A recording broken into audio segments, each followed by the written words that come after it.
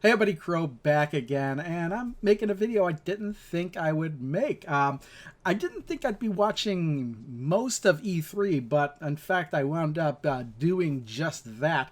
I really had only intended to watch the Intellivision presentation on Monday. It was just a short 10-minute presentation, and I was going to talk about just that, but and I kind of did yesterday, kind of try to make a video on that, but I didn't think that was going anywhere. And there were certain games that actually took me by surprise. So I thought I'd go through all of the games that kind of took me by surprise, the games that I'm interested in this E3 2021. Now, I'm not going to talk about every conference that, like the Ubisoft conference, there was nothing in there I was interested in, or the Capcom one, for example.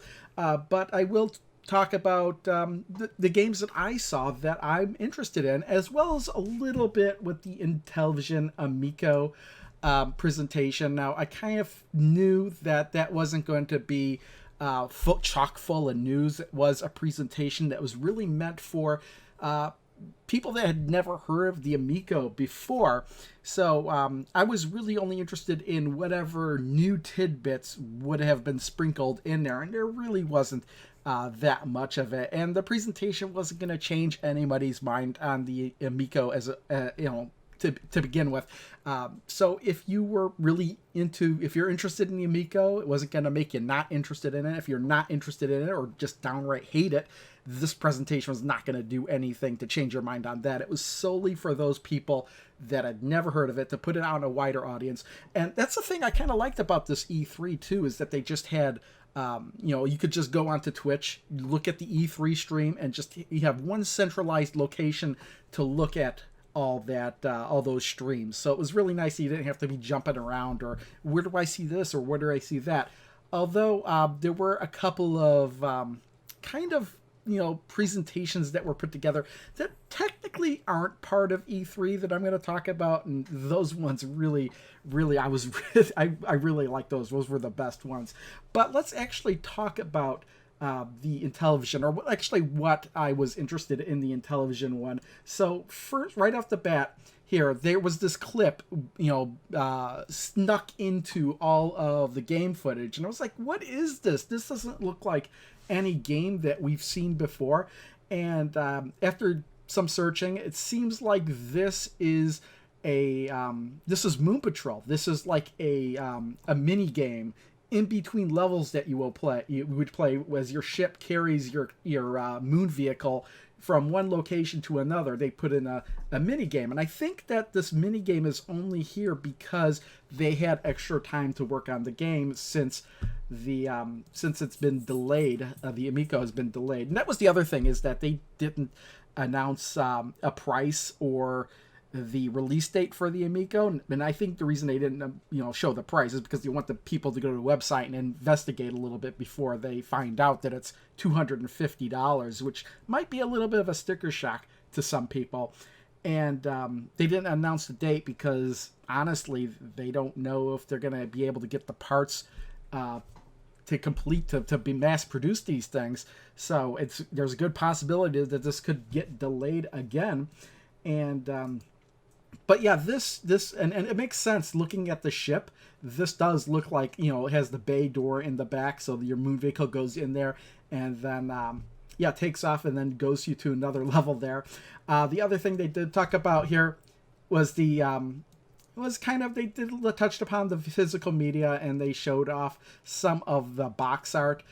Most of these we've seen before. A couple of them we didn't. We didn't see the Finnegan Fox one. We didn't see the Brain Duel one, or the Retro Force Redux, something like that. I'm sorry, it just came to me. It's Rigid Force Redux. I started looking it up, and then I realized I knew it wasn't Retro Force Redux.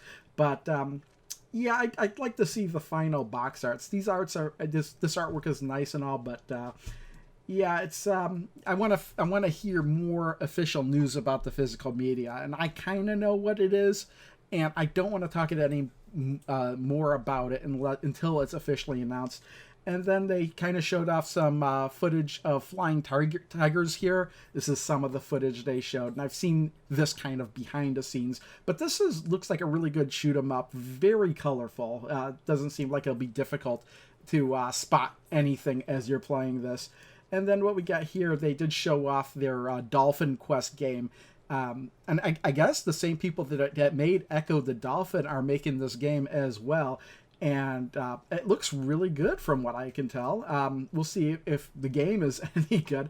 I'm not really that familiar with the Echo the Dolphin game series. I've dabbled in it a little bit, enough to know that I really didn't know what I was doing in the game. But this looks interesting. And then I just had to pop this in here. This is the first footage we're ever seeing of their soccer game. You can tell it's like a really, really, really early version of it. There's no crowd. Everything's all kind of flat.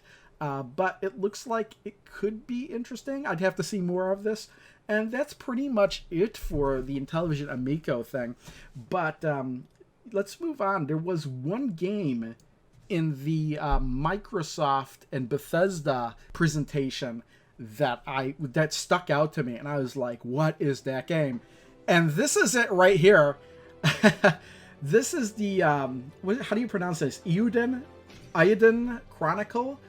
So they had these two games, Eiyuden Chronicles Rising and Eiyuden Chronicles 100 Heroes. And one of them is like a prelude, I guess, a shorter game.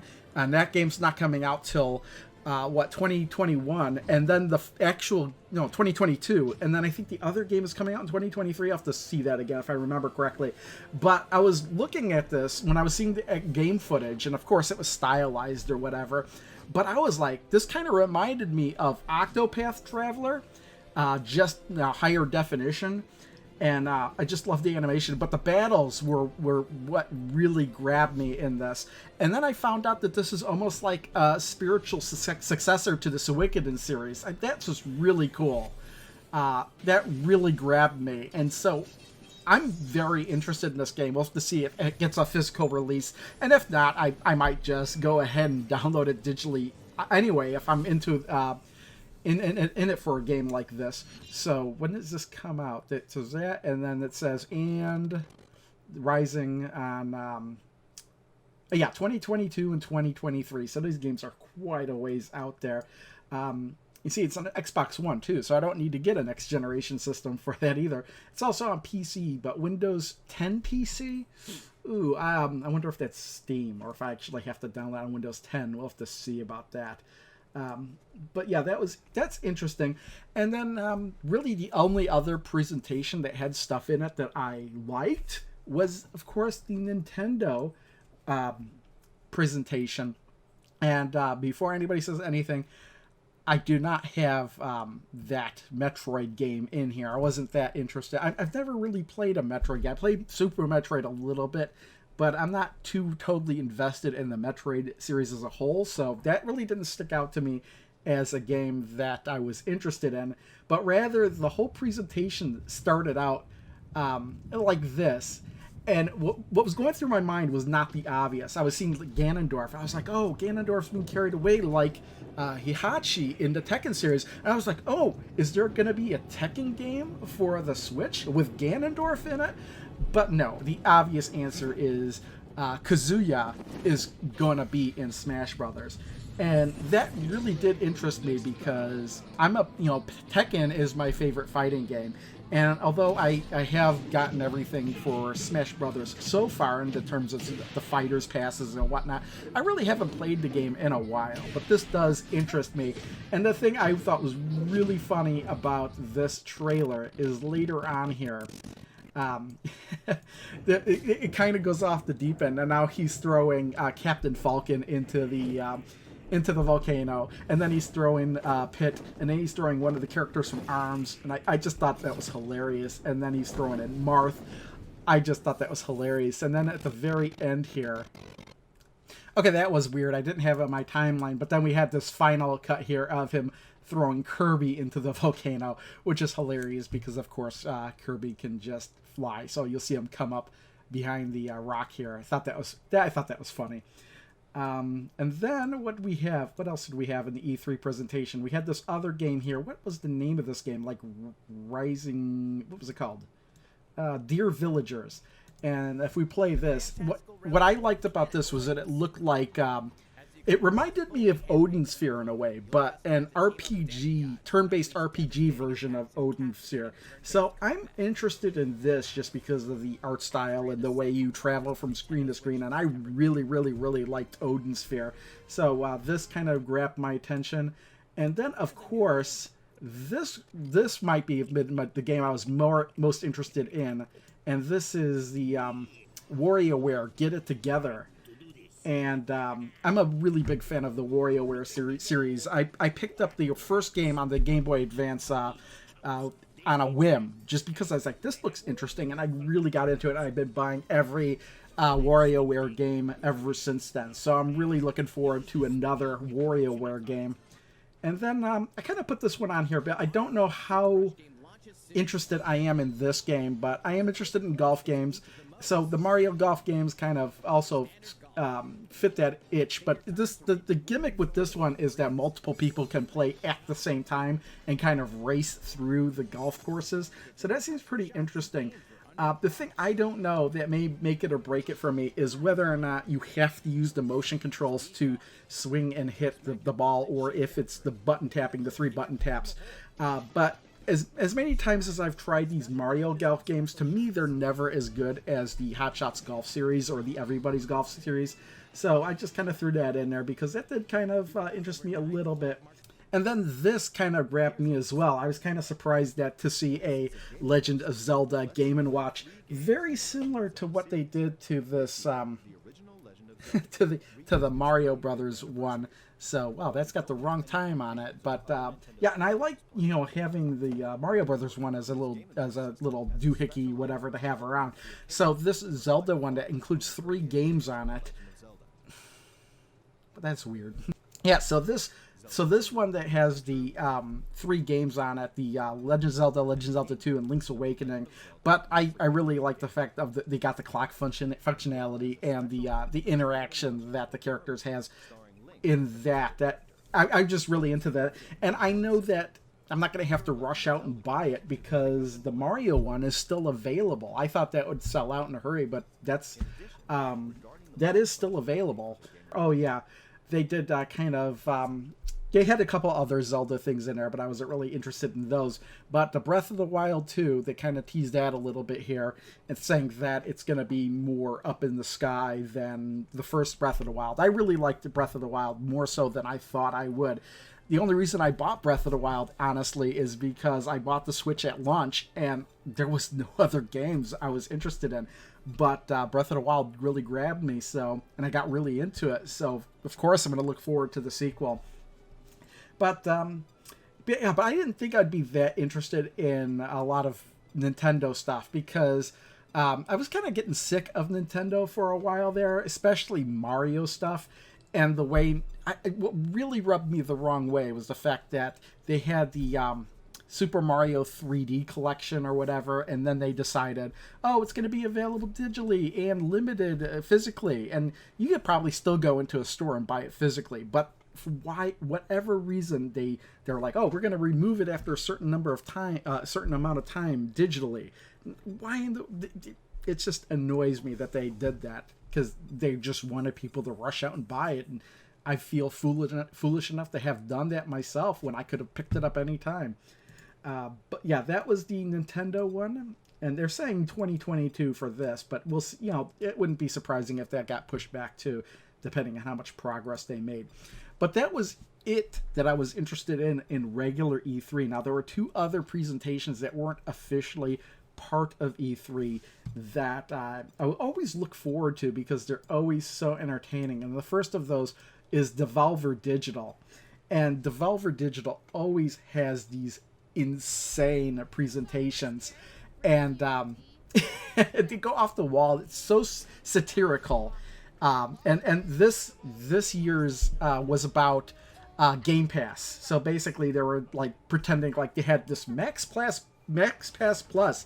So like you could subscribe to them, give them a monthly fee for the privilege in order to buy games. So they're kind of doing some silly stuff there. They had a lot of different stuff going on in this presentation, and it was like really, really, really long, and there's a lot of swearing in here and everything. So I thought it was, it's just off the wall bunkers. You need to go check out the Devolver Digital E3 presentations. They're not really technically E3, but they're all pretty damn insane and off the wall. But there was one game they showed off in here that I am quite interested in. And that is... Wait, no, that's not it. Where is this? But this is the game that I was really interested in that I saw in the Devolver Digital presentation here. This is Death Throttles. And I just really love the way the game looks and plays. And I don't know if I understood it correctly, but this game may only be available physically through special reserve games. Or maybe the physicals, it is available digitally, and you can get the physical through special reserve. I didn't quite understand that, whether or not they meant only physical as you could only get this physically or not. But to be honest, I did go to special reserve and pre-order this game because that's how interested I am in this game. It just looks kind of cool. The gameplay looks kind of cool, and the humor in it just looks kind of bonkers. So I had to do that. And then finally, in the same vein as the Devolver Digital, Limited Run Games has their own presentation, and they kind of do this off-the-wall thing. Like this guy, the Chris Chex-Mix influencer, and he's like, well, I don't know, whatever, and it's just kind of funny. And then they're always doing these, that just was part of the skit. I'm not really interested in that. I'm interested in the River City Girls. But, AR expert, and they're like, okay, here's all this AR stuff, and it's all cheaply done, and then they're just like, oh, does this have anything to do with our next game? And she's like, what? And then she just fades away. I thought that was hilarious. That's why I love watching it. It's just so entertaining, even if I'm not interested in a lot of the games they're showing. That's what keeps me coming back to watch these. And this cracked me up. They want to let's see some gameplay. And then it's Maximum Jeff. He's playing the game.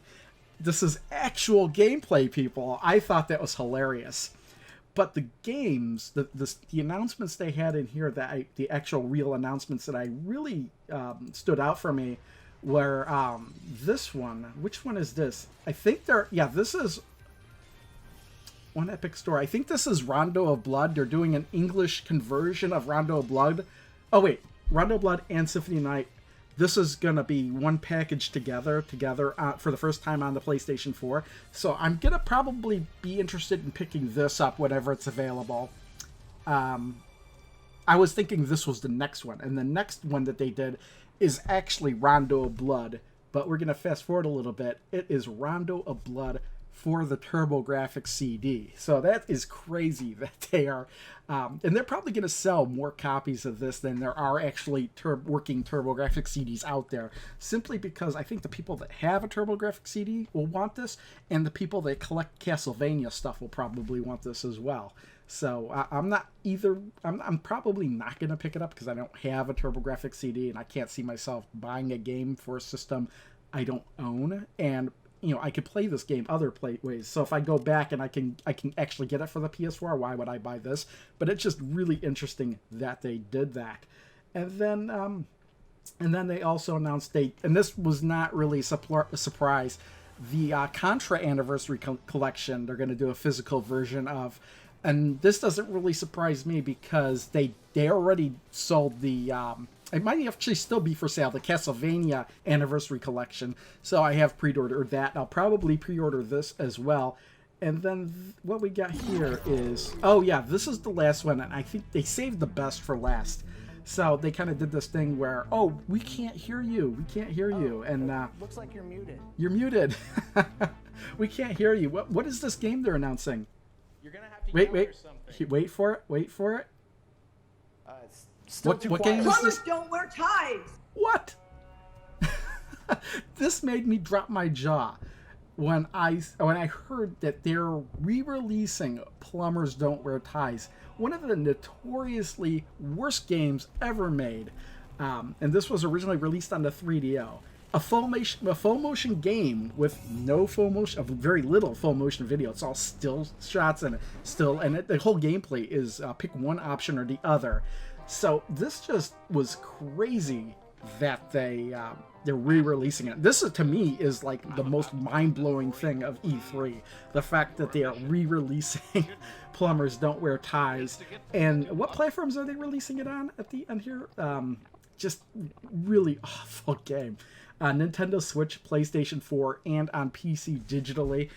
Crazy that this is getting a re-release. And I think they even said PlayStation 5, but that just might be compatible, PlayStation 4 compatibility. Just utterly insane that this game is getting re-released. Now, right now I'm saying that I'm not going to buy this game because I know it's a terrible, terrible, terrible game. But who knows, when it actually does go on sale, I might look at it and say, yeah, why not? I'll buy it. Especially if it's really cheap, like $30 or less, just to own, like, because, what is Plumbers Don't Wear Ties? Let me look that up really quick. Yep, here are some listings for Plumbers Don't Wear Ties on eBay. One full complete copy here sold for $450. Somebody actually paid that for this game. Not worth that at all. It's probably not even worth $2, but who knows? I might be insane enough to actually buy it when it comes out, just because it is such an oddity in video game history, as it were. So yeah, that was E3 2021, at least all the stuff I was interested in. And I know that it doesn't really have anything in common with what both people say. What was it? Metroid Dread or something? A lot of people were saying that was their favorite game of the show. Not me. Not me. For me, the most jaw-dropping thing during E3, not technically part of E3, was the fact that Plumbers Don't Wear Ties is getting a re-release. But yeah, that is what I was interested in this E3. I was looking forward to the Intellivision presentation for the Amico. Really wasn't expecting to be blown away, and I certainly was not. But I stuck around and I watched a lot of other stuff, and some stuff did take me by surprise, and I had very low expectations. And I think this whole digital format for E3, it makes things streamlined so much better. So yeah, let me know what you really liked in E3. And remember, if you did like this video, do give it a thumbs up, and I'll see you next time. Bye.